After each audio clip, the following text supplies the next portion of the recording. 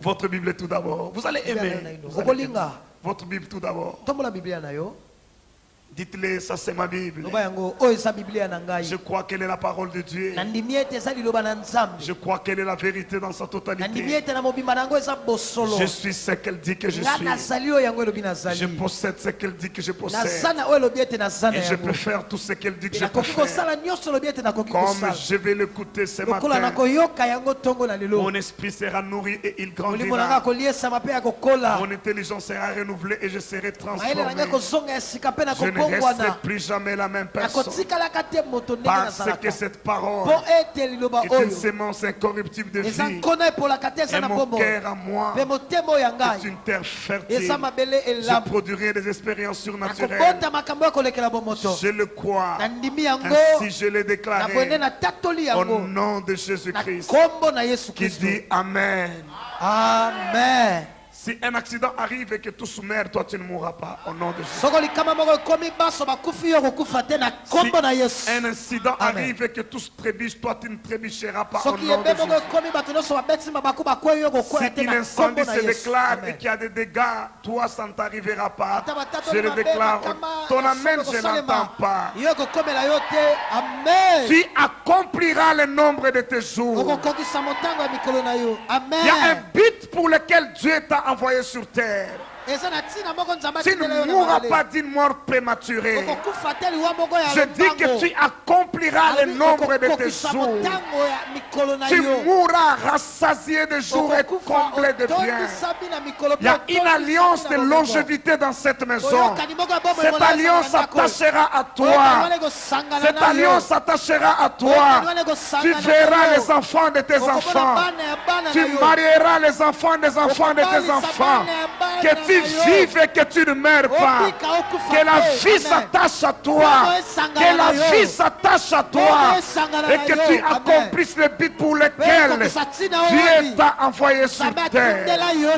Au nom de Jésus. Amen. Zacharie chapitre 6. Verset 1er jusqu'à la fin. J'ai pris l'habitude de lire des longs textes. Que ce qui tue les autres ne te tue pas. Amen. Que lorsque tu auras fini ta mission, tu remets ta vie entre les mains de Dieu. Avant de mourir, tu diras cette phrase. Tout est accompli. Si tout n'est pas encore accompli, tu ne mourras pas. Dis Amen que je t'entends. Au nom de Jésus. Zacharie 6, verset 1er jusqu'à la fin. Je levai de nouveau les yeux et je regardais, et voici 4 chars sortaient d'entre des montagnes, et les montagnes étaient des montagnes d'airain.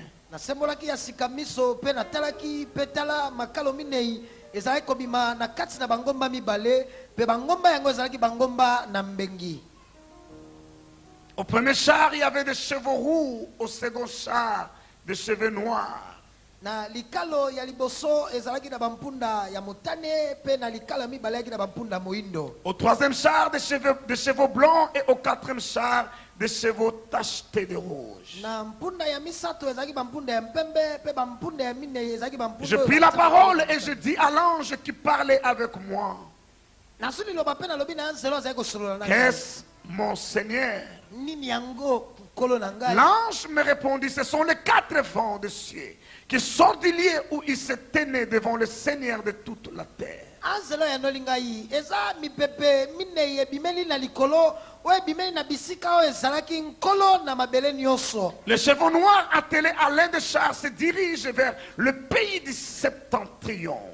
Bampunda ya moindo babongisi ba makalo pe bazali kotambola kokenda mboka ne telemeli na moi. Et les blancs vont après eux, les tachetés se dirigent vers le pays du midi. Pe ya mpembe balandisi mana bango oyo batia banzoloko batandami kolanda bamboka. Les rouges sortent et demandent à aller parcourir la terre.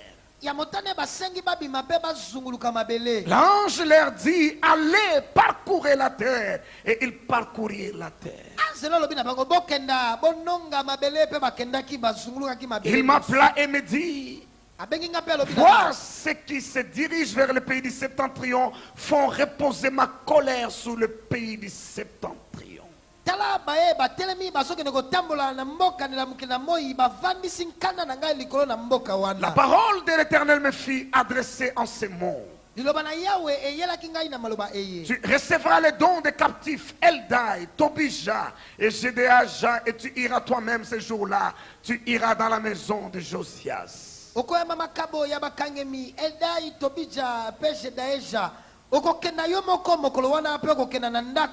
Fils de Sophonie, où ils se sont rendus en arrivant de Babylone.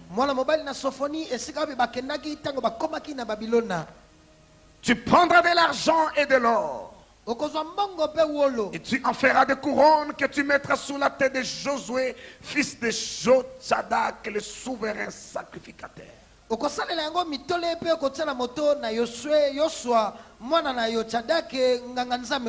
Tu lui diras, ainsi parle l'Éternel des armées. Il est question de guerre lorsqu'on parle de l'Éternel des armées. Et lorsqu'il est question de chars, c'est les guerres de l'Éternel. C'est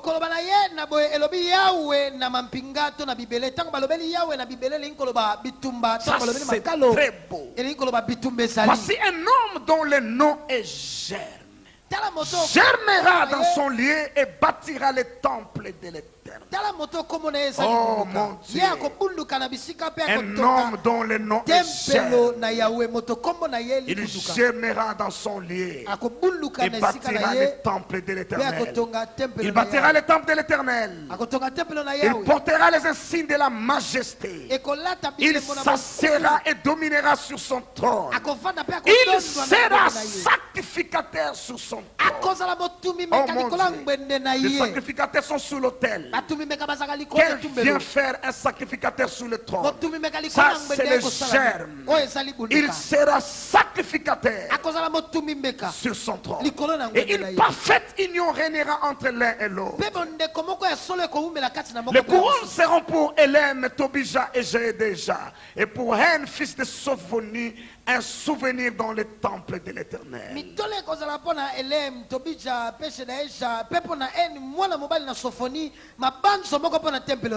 Écoutez alors ce qui arrivera alors toutes ces choses seront accomplies. C'est une prophétie, n'oubliez pas. Et c'est Zacharie qui prophétise. Ceux qui sont éloignés viendront et travailleront au temple de l'Éternel. Et vous saurez que l'Éternel des armées m'a envoyé vers vous.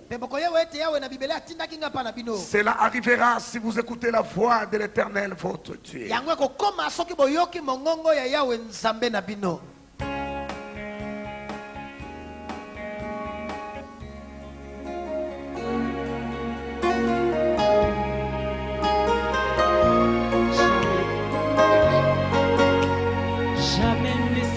De te dire merci. Merci pour ton grand amour qui nous donne la vie. Ton amour m'a troublé, ton amour m'a transformé, ton amour m'a tout donné. Tu es digne de gloire, ton amour m'a séduit, ton amour m'a conquis, ton amour m'a changé. El Shaddai, El Shaddai, El Shaddai, El Elyon Adonai. D'âge en âge, tu es le même. Par le nom puissant que j'aime, El Shaddai, El Shaddai, comme ton Adonai. Je te louerai où que j'aille, El Shaddai.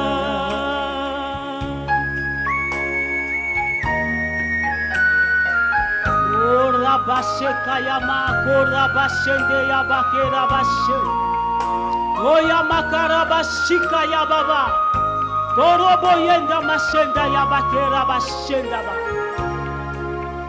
Ton amour et ta bonté pour Abraham ont tout changé. La puissance de ta main dans la mer fit un chemin à ceux que l'on méprisait. Tu accordes à tes bienfaits. Par ta grandeur, tu les as libérés. El Shaddai, El Shaddai, El Elyon Adonai. D'âge en âge, tu es le même. Par ce nom que j'aime. El Shaddai, El Shaddai, comme ton Adonai. Je te louerai où que j'aille. El Shaddai. Ora kayama sheke yabakora bashindaba. Yenda yabakara mashenda yababa. Sheka yamakorobo yeke yabasheke. Eyandamana yokorobo shinda baba. Les années l'ont bien montré. Christ est venu en son temps. Christ est venu en son temps. Parmi ces gens aveuglés que tu as pourtant aimé. Que tu as pourtant aimé. Ta parole, ton divin plan n'était que du vent. Pour n'était que du vent. Tu avais tout accompli par ton Fils donnant sa vie.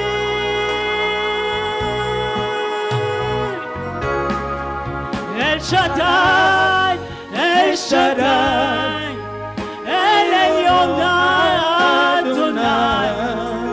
De son âge, tu es le même. Par ce nom puissant que j'aime. El Shaddai, El Shaddai, et comme ton Adonai. Tu as gagné la bataille. El Shaddai.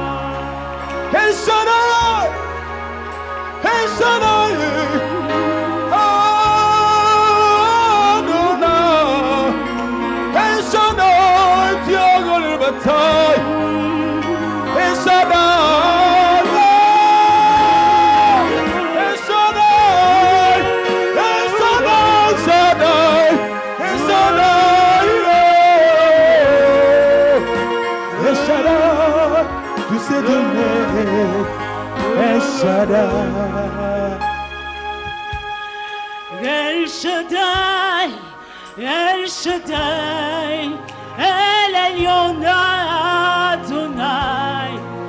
Ta ton âge, tu es le même. Par ce nom que j'aime, El Shaddai, El Shaddai, et comme Adonai, je te louerai où que j'aille, El Shaddai, El Shaddai, El Shaddai, El Elyon Adonai. De son âge, tu es le même. Par ce nom puissant que j'aime, El Shaddai, El Shaddai, et comme Adonai, tu as gagné la bataille, El Shaddai. De son âge, tu es le même. Par ce nom puissant que j'aime, El Shaddai, El Shaddai, et donc Nous t'acclamons parce que tu as gagné la bataille. Nous te célébrons parce que tu as gagné la bataille. Nous te poussons des cris de joie. Nous t'acclamons.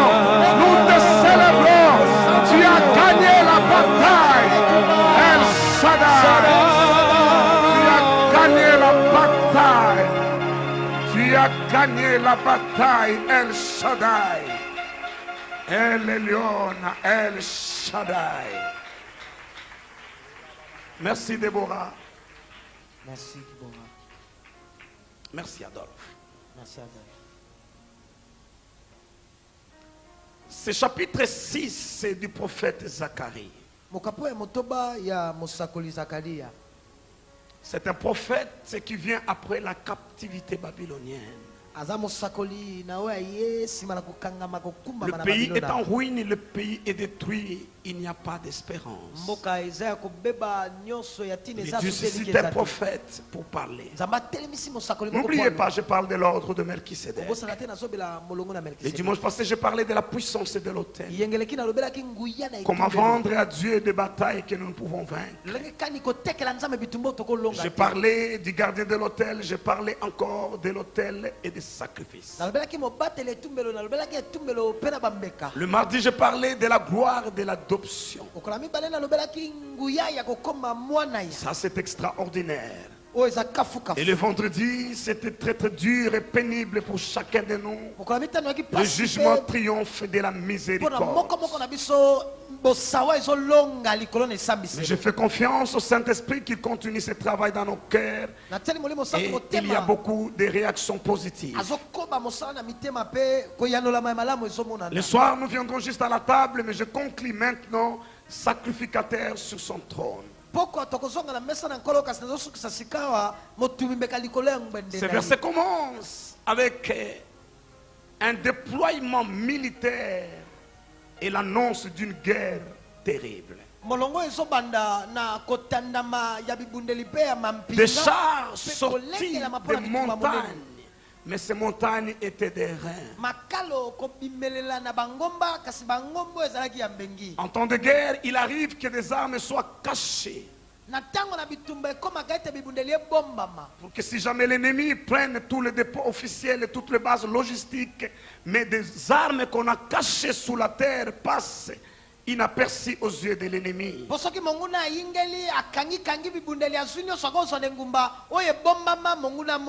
le pays de guerre, où il y a eu des guerres pendant de longues années, il y a des montagnes qui en réalité ne sont pas des montagnes. C'est juste des armes qu'on a cachées et puis on a mis des amas de terre. On a planté des arbres alors que c'est juste des caches d'arbres. C'est ce que Dieu fait dans ce chapitre. Il fait des montagnes mais des reins, c'est-à-dire des montagnes, des reins de fer et non de terre, et dedans il cache des chars et des chevaux. Pour le temps de bataille, et que l'ennemi, lorsqu'il aura pris toutes les armes, qu'il ne découvre pas ces armes qui sont cachées. Et au signal donné, Dieu fait sortir ses chars et ces chevaux qui vont pour la guerre. Il y a des chars qui vont dans le pays du septentrion, d'autres dans le pays du midi. D'autres parcourent toute la terre parce que c'est le jour de bataille de l'Éternel. Et n'oubliez pas, partout où il est question de l'ordre de Melchisédek, il est question de guerre. Et lorsque vous arrivez au verset 11, quelque chose d'extraordinaire arrive. On parle du souverain sacrificateur Josué. Et lorsqu'on parle du sacrificateur déjà, ce qu'on voit, c'est le sacrifice. Un sacrificateur est quelqu'un qui a sacrifié sa volonté pour faire la volonté de quelqu'un d'autre. Il n'a pris des ambitions et des projets personnels. Il les a mis sur l'autel afin d'accomplir le projet de son maître. Un sacrificateur, c'est quelqu'un dont la vie est faite de privations. Ce n'est pas une vie ordinaire. Lorsque tout le monde en Israël est autorisé à boire du vin, mais à ne pas s'enivrer. Mais au sacrificateur, Dieu dit, tu n'y toucheras même pas. Lorsqu'un deuil arrive dans la famille, le sacrificateur n'est même pas obligé de porter les habits de deuil ou de pleurer un être cher, sa mère, son frère ou sa soeur, parce que lui-même, sa vie est un sacrifice à l'Éternel. Remarquez, lorsque Josué distribue les terres dans la terre promise, la tribu d'où sort les sacrificateurs n'ont pas d'héritage. On donne on donne à 10 tribus et à 2 demi-tribus de Joseph, Manassé et Ephraïm. Donc ça fait 12 terres qu'on a distribuées territoire. Mais Lévi n'a rien reçu parce que lui, de sa tribu, sort des sacrificateurs. Il ne doit pas réclamer, lui est un sacrifice pour l'Éternel. C'est cela aussi la vie chrétienne, c'est ça aussi notre appel. Il a fait de nous un royaume de sacrificateurs. Nous sommes là appelés à faire des sacrifices jour et nuit. Nous ne pouvons pas dormir comme tout le monde 8 heures par jour. Nous ne pouvons pas manger comme tout le monde 7 jours sur 7 et 30 sur 30. Nous avons juste 24 heures comme tous les autres. Mais calculez le nombre d'heures que nous passons ici chaque semaine. Si vous ajoutez à ceux qui sont engagés, vous verrez que nous n'avons presque pas le temps de loisirs et de beaucoup d'autres choses. Beaucoup d'entre nous ont sacrifié des membres de famille et des amis parce que leur temps est sacrifié à Dieu.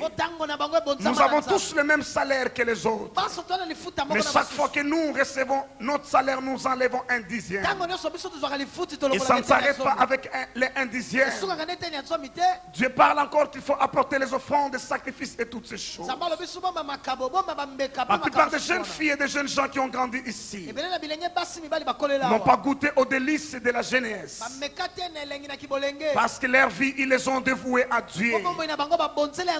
Et cela paraît être une corvée ou une prison pour les gens qui nous regardent du dehors et même pour quelques-uns de l'intérieur. Ils disent ça, c'est exagéré, ce genre de vie. Alors que tout le monde peut être à la mode.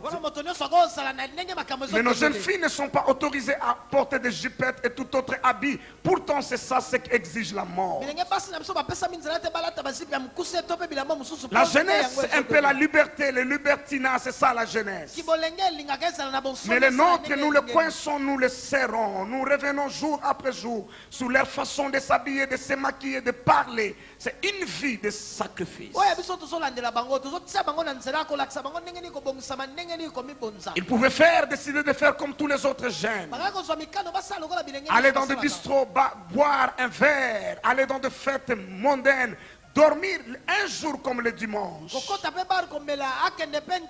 Plusieurs de nos collègues, plusieurs de nos amis, de nos voisins sont encore sous leur lit en train de ronfler pour récupérer toutes les fatigues de la semaine.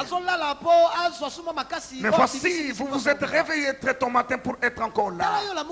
C'est ça, être sacrificateur. Combien de jeunes filles ici ont été abandonnées par des fiancés parce qu'elles ont refusé de céder au sexe avant le mariage. Et cet homme s'est allé trouver une autre fille qui, elle, a accepté et on l'a épousée. Ça, ce sont des sacrifices que Dieu agrée. Combien de jeunes filles croupissent et souffrent ici avec moi, alors qu'elles peuvent décider de faire tout ce que toutes les autres font et d'avoir quand même un minimum dans la vie ou un standard de vie donné. Mais elles décident encore à cause de l'amour de Jésus de manquer de lait de beauté, de manquer de savon et de toutes ces choses-là.